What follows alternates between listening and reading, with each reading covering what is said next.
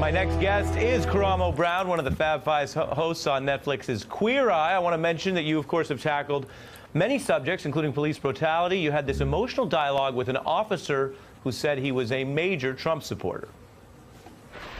All I ever hear usually is cops sticking together saying, well, what about us? And it is true, what about you all? But it's sort of like, well, what about us? We're both dealing with the same pain on two different ends. Yep. But none of us are like acknowledging it. Riding back from Atlanta with you was probably one of the best parts of all of this. And I really embrace it.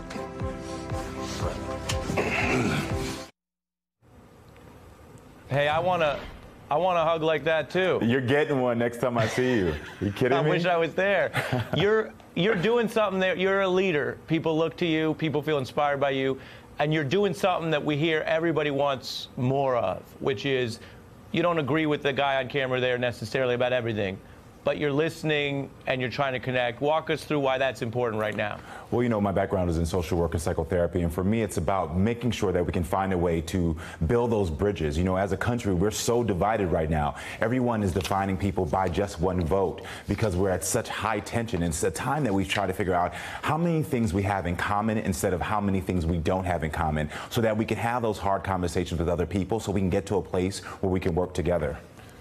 What does it mean to deal with some of the ideas as well as the cliches that people have about what it means to be gay? We're talking about Queer Eye, and yet playing past them. I mean, because you're in the culture in that way. You're obviously playing with the idea of connection, of makeovers, of all that stuff, but also not being, you know, not being narrowed by it. Yeah, well, first of all, every single person, not just me as a gay man, but we all have different identities that are intersectionalities of our personalities. I'm a black man, I'm a gay man, I'm also a single father. And I think it's important to not check those identities at the door. So when we're working with these heroes, it's not about me as a gay man, it's about me as a human being. It's about me as a father. It's about me as a black man in that conversation I had with Corey, the police officer. It's about me as someone who's saying, I need you to understand my struggles as a person in this country and help you so that you can support me and be an ally for what I'm trying to do.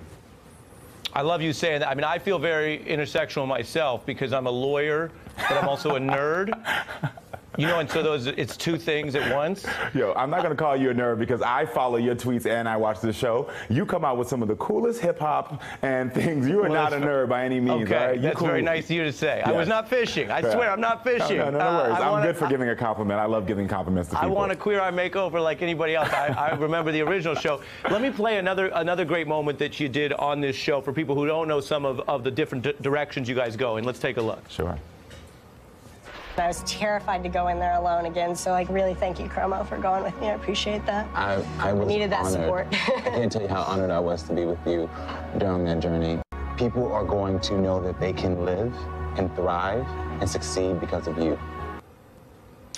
This was about transgender identity. Tell us a little bit about that moment. Sure. So Skylar was our first transgender hero, as which we call the people who we make better. And he had been struggling with getting his gender marker changed on his driver's license, a conversation that never comes up, especially when talking about the trans community. So for me to come into this space, I wanted to make sure that I was going to do something that was going to be impactful for him, but also was going to shift the conversation in a way that people everywhere in Middle America can understand the trans experience. And when you think about a driver's license, it's something that we've all gotten and we're excited to get at 15. But for many people in the trans community, that gender marker causes them not to be able to get on flights, not to feel safe when they get stopped by the police, not to go into clubs. And that is something where someone has the right to deny them just based on their views. And so for me to support Skylar in getting that, his life has dramatically changed because now he can walk through this world and feel validated when he approaches places and things that we take for granted every day.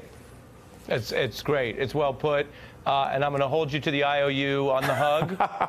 Anytime. Okay. Yeah. Hey, I'm Ari Melber from MSNBC. You can see more of our videos right here, or better yet, subscribe to our YouTube channel below. You could have been anywhere in the world, but you're here with us, and we appreciate that.